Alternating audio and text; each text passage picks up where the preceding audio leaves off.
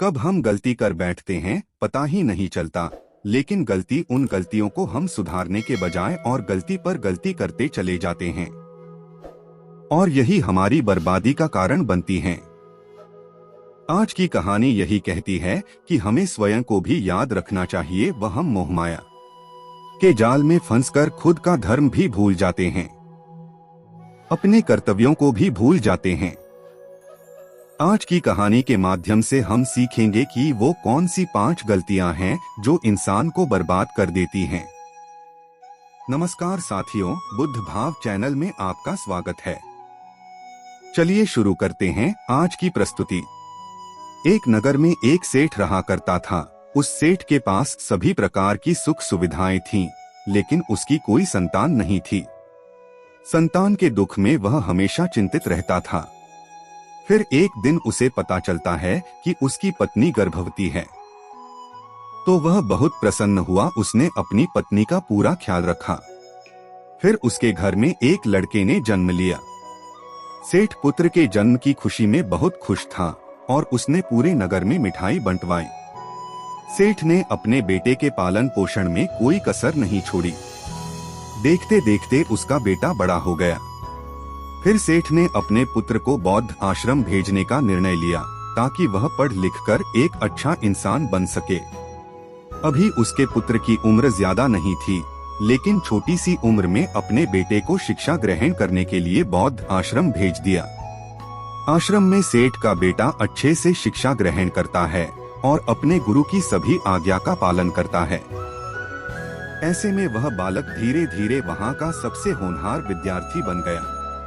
आश्रम में उस बालक ने अच्छे से अध्ययन कर ज्ञान प्राप्त किया और वह बालक बहुत अच्छा बौद्ध भिक्षु बन गया। गुरुजी इस बालक से तो बहुत प्रसन्न थे। उसने छोटी सी उम्र में सारा ज्ञान अर्जित कर लिया, लेकिन वो कहते हैं ना कि इस समय कब बदल जाए किसी को पता नहीं चलता। ऐसे ही एक दिन किसी प्राकृतिक आपदा के कारण उसके माता पिता की मृत्यु हो गई। और जब उसके माता पिता की मृत्यु हो गई, तब उस बालक की शिक्षा पूर्ण नहीं हुई थी। जब उस बालक ने इस खबर को सुना कि उसके माता पिता भी इस दुनिया में नहीं है और उनका सब कुछ बर्बाद हो चुका है, तो उस बालक का सांसारिक मोह माया से मन भर गया। फिर जब बालक की शिक्षा पूर्ण हुई, तो एक बौद्ध भिक्षु के रूप में उसने लोगों को शिक्षा देना आरंभ कर दिया। समय के साथ साथ उस बौद्ध भिक्षु की चर्चा चारों तरफ होने लगी और दूर दूर से लोग उसके पास शिक्षा ग्रहण करने के लिए आने लगे। बहुत सारे लोग उनके पास अपनी समस्याओं का समाधान खोजने के लिए भी आने लगे। बौद्ध भिक्षु सभी लोगों की समस्याएं बड़ी आसानी से सुलझा देता, जिसकी वजह से वह पूरे राज्य में मशहूर हो गया। लेकिन जिस नगर में वह रहता था, उस नगर का राजा एक क्रूर व्यक्ति था। जब राजा को बौद्ध भिक्षु के बारे में पता चला, तो उसने उस बौद्ध भिक्षु से मिलने का निश्चय किया। अगली सुबह राजा अपने महल से निकालकर उसकी कुटिया में जाकर बौद्ध भिक्षु को देखा, तो देखता ही रह गया। उसके चेहरे पर एक अलग सा तेज था। जब वह बौद्ध भिक्षु के पास पहुंचा, तो उसे बड़ी अपार शांति का अनुभव हुआ। राजा ने बौद्ध भिक्षु को प्रणाम किया और उसके पास बैठ गया।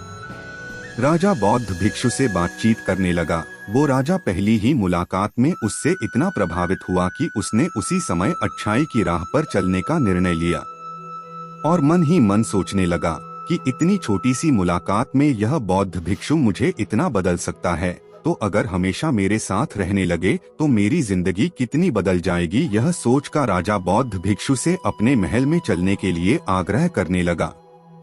राजा का आग्रह सुनकर बौद्ध भिक्षु मना नहीं कर पाया और राजमहल चलने के लिए तैयार हो जाता है। फिर राजा बौद्ध भिक्षु को लेकर राजमहल आ जाता है।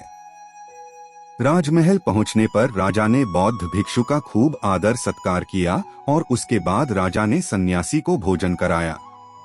भोजन हो जाने के पश्चात बौद्ध भिक्षु ने राजा को धन्यवाद दिया और राजा से जाने की आज्ञा मांगी। यह सुनकर राजा ने कहा, आप हमारे महल में जब तक चाहें तब तक रह सकते हैं। आपको यहाँ किसी प्रकार की असुविधा नहीं होगी और आप यहाँ पर रहेंगे तो हमें भी अच्छा लगेगा। यह बात सुनकर बौद्ध भिक्षु ने राजा का प्रस्ताव स्वीकार कर लिया। उसके बाद राजा ने सेवक से कहा कि बौद्ध भिक्षु के लिए बगीचे में रहने खाने का और वस्त्र आदि का प्रबंध किया जाए। राजा की आज्ञा के अनुसार सेवक ने एक सुंदर सी कुटिया का निर्माण कर दिया। उसके बाद बौद्ध भिक्षु उसी कुटिया में रहने लगा। बौद्ध भिक्षु को वहां रहते हुए कई साल बीत गए और इस दौरान राजा ने खूब सेवा की। इसी दौरान एक बार राजा और रानी को जरूरी काम से दूसरे राज्य जाना पड़ा, लेकिन उन्होंने एक सेवादार को बौद्ध भिक्षु की सेवा के लिए नियुक्त कर दिया, परंतु वह सेवादार राजा के जाने के बाद बीमार पड़ गया और वह अपने घर चला गया और कभी लौटकर वापस नहीं आया। जब कई दिनों बाद लौटकर राजा अपनी रानी के साथ नगर में वापस आए तो सीधे बौद्ध भिक्षु से मिलने पहुंचा। जैसे ही राजा बौद्ध भिक्षु से मिलने पहुंचा, बौद्ध भिक्षु का क्रोध 7वें आसमान पर था। उसने राजा को खूब सुनाया और कहा, हे राजन, जो जिम्मेदारी तुम पूरी नहीं कर सकते हो उठाते क्यों हो? तब राजा ने बौद्ध भिक्षु से क्षमा मांगते हुए कहा, भगवान, यदि मुझसे कुछ भूल हो गई हो तो मुझे इसके लिए क्षमा कर दीजिए और अपना क्रोध शांत कीजिए और मुझे बता आखिर क्या हुआ। यह सुनकर बौद्ध भिक्षु ने कहा, तुम्हारे जाने के बाद मुझे यहाँ पर किसी ने भोजन नहीं दिया और मैं बहुत दिनों तक भूखा ही रहा। मुझे यहाँ पर आकर किसी ने पूछा तक नहीं कि मैं किस हाल में हूँ। यह सुनकर राजा ने बौद्ध भिक्षु से क्षमा मांगी और कहा, भगवान, आज के बाद ऐसी कोई गलती नहीं होगी। फिर कुछ देर के बाद मामला शांत हुआ। जब राजा और बौद्ध भिक्षु के बीच बातचीत चल रही थी तो रानी इस बातचीत को चुपके से सुन रही थी, सब देख रही थी। उसके बाद राजा ने बौद्ध भिक्षु को किसी भी शिकायत का मौका नहीं दिया, वह खूब सेवा की। लेकिन कुछ दिनों बाद राजा को फिर से जरूरी काम से अपने राज्य से बाहर जाना पड़ा। लेकिन इस बार राजा ने राज्य से बाहर जाने से पहले अपनी रानी को कहा कि जब तक मैं न आऊं तब तक आप बौद्ध भिक्षु की देखभाल करना। यह सुनकर रानी ने कहा, जी आप निश्चिंत होकर जाइए, मैं बौद्ध भिक्षु की अच्छे से देखभाल करूंगी। उसके बाद रानी हर रोज भोजन बनाकर बौद्ध भिक्षु को भेज देती, लेकिन एक दिन रानी नहाने के लिए चली गई और बौद्ध भिक्षु को भोजन देना भूल गई। बौद्ध भिक्षु ने काफी देर तक भोजन का इंतजार किया, लेकिन जब भोजन नहीं आए तब बौद्ध भिक्षु सोच में पड़ गया कि आज खाना क्यों नहीं आया। उसके बाद बौद्ध भिक्षु ने सोचा वह खुद जाकर देखेगा कि उसका खाना क्यों नहीं आया। फिर महल पहुंच गया। जब बौद्ध भिक्षु महल के अंदर पहुंचा तो उसकी नजर रानी पर पड़ी। रानी के लंबे लंबे घने घने बाल जो उसकी कमर पर लहरा रहे थे, उसकी कजरारी आंखें जो देखने मात्र से ही घायल कर दे, उसकी हिरनी जैसी चाल, इतनी सुंदर रूप को देखकर सन्यासी चकित हो गया। रानी की सुंदरता बौद्ध भिक्षु के मन में घर कर गई और वह वहां से बिना कुछ कहे अपनी कुटिया में लौट आए। बौद्ध भिक्षु रानी के रूप और सौंदर्य को भूला नहीं सका और खाना पीना छोड़कर अपनी कुटिया में पड़ा रहा। उसने कई दिनों तक कुछ भी नहीं खाया, इस वजह से बहुत कमजोर हो गया। फिर कुछ समय बाद राजा वापस लौटे और जब उसे बौद्ध भिक्षु की हालत का पता चला तो सीधे बौद्ध भिक्षु के पास पहुंच गया और बोला, भगवान, क्या बात है, आपको क्या हो गया है? आप इतना कमजोर कैसे हो गए? आखिर किस बात की चिंता है? आपकी गहरी सोच में डूब गए हो या मुझसे कोई फिर से भूल हो गई क्या? बौद्ध भिक्षु ने कहा, नहीं राजन, आपसे कोई भूल नहीं हुई है। यह सुनकर कर राजा ने कहा, तो फिर आखिर क्या बात है? आप मुझे बताइए, मैं आपकी परेशानी जरूर दूर करूंगा। यह सुनकर बौद्ध भिक्षु ने राजा से कहा कि मैं आपकी रानी की अद्भुत सुंदरता को देखकर उनकी सुंदरता पर मोहित हो गया हूँ और आप में रानी के बिना जिंदा नहीं रह सकता। यह सुनकर राजा हैरान हो गया। कुछ देर सोचने के बाद राजा ने बौद्ध भिक्षु से कहा, ठीक है भगवान, मैं आपको रानी दे दूंगा। यह सुनकर बौद्ध भिक्षु बहुत प्रसन्न हुआ। राजा बौद्ध भिक्षु को लेकर महल आता है। जब राजा और सन्यासी महल पहुंचते हैं तब रानी ने सबसे सुंदर वस्त्र गहने पहने हुई थी। राजा रानी के पास पहुंचा और रानी से कहा, आपको इनकी मदद करनी चाहिए। यह बहुत कमजोर पड़ गए हैं और मैं नहीं चाहता कि किसी ज्ञानी पुरुष की हत्या का इल्जाम मेरे सिर पर लगे। उसके बाद राजा ने रानी से पूछा क्या आप अपने सिर पर लेना चाहती हो? राजा की बात सुनकर रानी ने पूछा, आखिर इनके दुख का कारण क्या है? तब राजा ने रानी से कहा कि बौद्ध भिक्षु आप आपकी अद्भुत सुंदरता के दीवाने हो गए हैं। रानी कुछ देर के लिए सोच में पड़ जाती है। कुछ देर सोचने के बाद रानी ने कहा कि हे राजन, आप चिंता मत कीजिए। अब आप सब कुछ मुझ पर छोड़ दीजिए। मुझे पता है कि मुझे क्या करना चाहिए। इससे आपके ऊपर न तो बौद्ध भिक्षु की हत्या का पाप लगेगा और न ही मेरे पतिव्रता धर्म का नाश होगा। रानी की बात सुनकर राजा ने रानी को बौद्ध भिक्षु को सौंप दिया। उसके बाद बौद्ध भिक्षु रानी को लेकर कुटिया पहुंचा।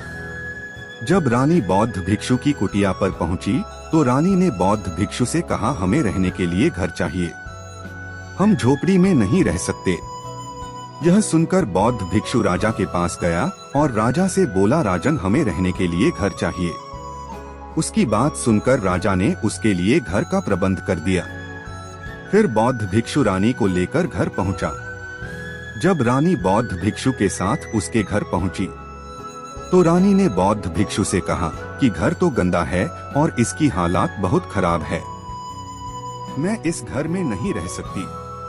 यह सुनकर बौद्ध भिक्षु राजा के पास गया और राजा से बोला, जो घर आपने हमें दिया है उस घर की हालात बहुत खराब है। बौद्ध भिक्षु की बात सुनकर राजा ने उस घर के हालात ठीक करवा दी। उसके बाद रानी घर के अंदर गई और नहा धोकर बिस्तर पर बैठ गई। बौद्ध भिक्षु भी बिस्तर पर आ चुका था और उसके बाद रानी ने बौद्ध भिक्षु से कहा, आपको पता है आप कौन हैं? अब आप क्या बन गए हैं? बौद्ध भिक्षु यह सुनकर चुप होकर सोचने लगता है।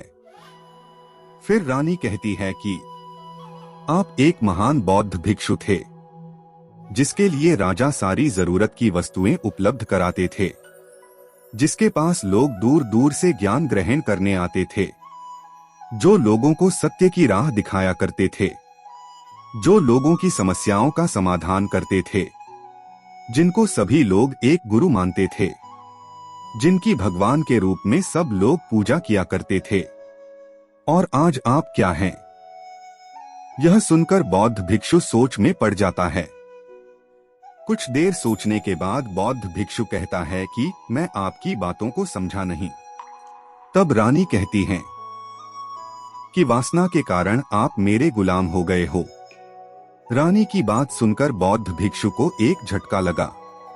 उसे महसूस हुआ कि वह तो एक बौद्ध भिक्षु है और वह यह क्या कर रहा है।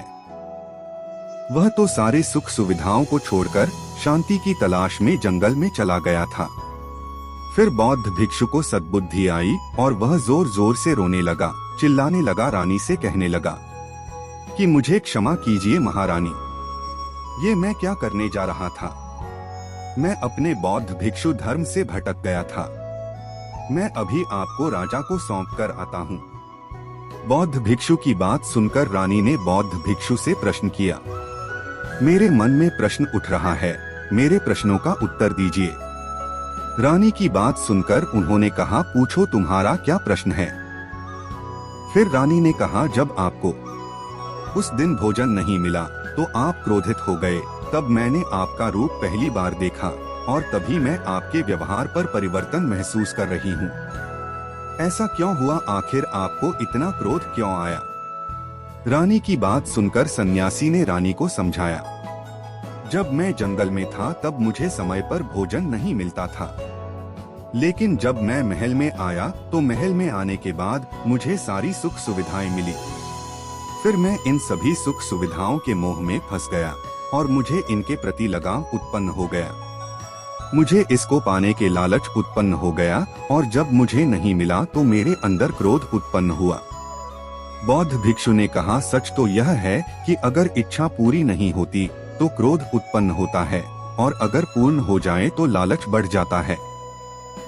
बौद्ध भिक्षु ने रानी से कहा, इच्छा की पूर्ति ही मुझे वासना के द्वार तक ले आई है और मैं आपके प्रति आकर्षित हो गया। इसके बाद बौद्ध भिक्षु रानी को लेकर राजा के पास गया और बोला, राजन, मुझे क्षमा कर दीजिए, मुझे अपनी गलती का एहसास हो गया है। आपकी रानी मुझे नहीं चाहिए। मैं अपनी इच्छा के वशीभूत होकर एक गलत कार्य करने जा रहा था और अपने जीवन को बर्बाद कर रहा था, लेकिन अब मुझे समझ आ गया है। उसके बाद बौद्ध भिक्षु ने कहा, राजन, मनुष्य की बर्बादी के कारण उसकी 5 आदतें बनाती है। दुनिया के हर व्यक्ति के अंदर यह 5 बुरी बातें होती हैं, लेकिन जो व्यक्ति इनमें से 3 पर नियंत्रण पा लेता है, दुख और परेशानियों से बच जाता है, और जो इन 5 दोषों पर नियंत्रण नहीं कर पाता, वो बर्बाद होने के कगार पर पहुंच जाता है। यह सुनकर राजा ने कहा, मुझे 5 वो आदतें बताइए जिसमें मनुष्य की बर्बादी हो जाती है। फिर सन्यासी ने राजा को बताया कि हे राजन, मनुष्य को बर्बाद करने वाली पहली आदत है इच्छा, क्योंकि इच्छा ही हर व्यक्ति के अंदर सबसे पहले जन्म लेती है, और जो व्यक्ति अपनी इच्छाओं को नियंत्रण में नहीं रख पाता है, जीवन के किसी भी क्षेत्र में सफल नहीं हो पाता, क्योंकि जैसे ही उसकी इच्छा पूर्ण होती है, उसकी दूसरी इच्छा बढ़ने लगती है, दूसरी इच्छा पूर्ण होते हैं तो तीसरी इच्छा का जन्म होता है। फिर ऐसा करते करते मन पर नियंत्रण न होने के कारण वह इसी जाल में फंस जाते हैं और दुखी रहता है। इसीलिए राजन, जब हम इच्छाओं पर नियंत्रण पा लेते हैं, तब हम हमारे मन पर भी नियंत्रण पा लेते हैं, और जब हमारा मन हमारे बस में होता है तो हमें सुख ही सुख प्राप्त होता है। फिर जो हम चाहते हैं वही हमारे साथ होता है। फिर बौद्ध भिक्षु कहता है, राजन, मनुष्य को बर्बाद करने वाली दूसरी आदत है वासना। वासना का जन्म हमारे मन में उठने वाली इच्छाओं में से एक होता है। जिस प्रकार इच्छाओं का कोई अंत नहीं होता, उसी तरह से वासना के जाल में फंसता चला जाता है। वासना के वशीभूत होकर मनुष्य को कुछ भी नजर नहीं आता। आज तक जितनी भी लड़ाइयाँ हुई, उनका सबसे बड़ा कारण स्त्री को पाने की इच्छा ही रही है। स्त्री के प्रेम में वशीभूत होकर राजा महाराजाओं ने आज से पहले बहुत सारे पाप किए हैं। रावण तो संसार का सबसे बुद्धिमान वह व्यक्ति था, लेकिन उसने भी माता सीता की सुंदरता के मोह में आकर अपना सब कुछ बर्बाद कर लिया। उसकी मृत्यु का कारण एक की स्त्री ही बनी। कई राजा महाराजा तो युद्ध हार गए, कुछ लोग रास लीला रचाते रह गए, लेकिन आजकल लोगों ने इसे अपनी वासना का शिकार बना लिया है, अपने मनोरंजन का साधन बना लिया है, और जब उन्हें अपना मनोरंजन नहीं मिलता तो पागल हो जाते हैं। फिर बौद्ध भिक्षु कहता है, हे राजन, को बर्बाद करने वाली तीसरी आदत है क्रोध, क्योंकि जब मनुष्य के मन की बात नहीं होती तो उसके अंदर क्रोध पैदा होता है, और जब मन को क्रोध आता है तब क्रोध पर नियंत्रण नहीं होता।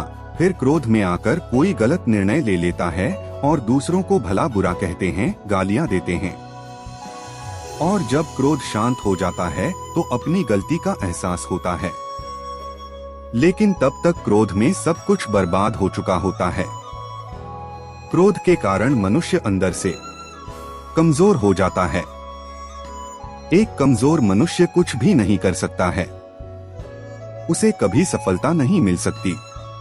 फिर बौद्ध भिक्षु कहता है, राजन, चौथी आदत है लालच, क्योंकि लालच इंसान को स्वार्थी बना देता है, और इंसान अपने लालच के चलते कभी भी कोई भी गलत काम करने के लिए मजबूर हो जाता है। 5वां कारण है घमंड। घमंड में इंसान का जीवन बर्बाद हो जाता है, उसे कोई नहीं रोक सकता। घमंड में इंसान ऐसे ऐसे काम करता है जो उसे कभी नहीं करनी चाहिए। दूसरों को नीचा दिखाने के लिए घमंडी इंसान अपना नुकसान कर लेता है, और धीरे धीरे घमंड एक दिन उस व्यक्ति को ही खा जाता है। इस प्रकार बौद्ध भिक्षु राजा को सभी बातें बताकर सभी सुख सुविधा त्याग कर मानव सेवा हेतु लोगों की सेवा में लग जाते हैं। आज की कहानी से आपको क्या शिक्षा मिली, एक बार कमेंट में जरूर लिखें। और अगर आप चैनल पर नए हैं तो चैनल को सब्सक्राइब कर लीजिए। मिलते हैं फिर से नई प्रस्तुति के साथ, तब तक के लिए नमस्कार।